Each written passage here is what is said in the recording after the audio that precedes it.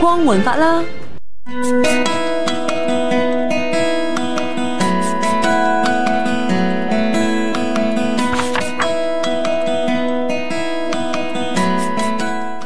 黃飛鴻家喻戶曉，佢唔止係武術宗師，更加精於鐵打醫術。鐵打同武術關係深遠。早年香港嘅鐵打醫館大多由武館開設，有醫武一家嘅講法。老一輩鐵打師傅經常用鬆筋、正骨同敷藥等方式治療骨骼、肌肉同關節等傷病。1999年，香港中醫藥條例實施，只有註冊及表列中醫可以以中醫方式行醫，鐵打被視為中醫骨傷科嘅內容。鐵打醫術嘅傳承方式亦由師徒制轉變為學院培訓制。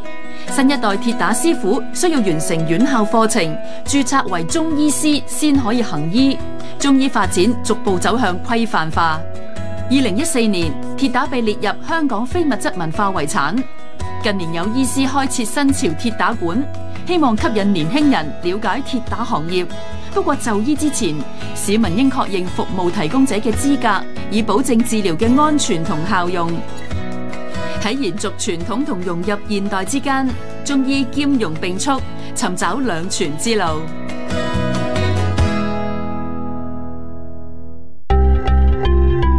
融入國家發展，鞏固國際優勢，團結香港，聯通世界。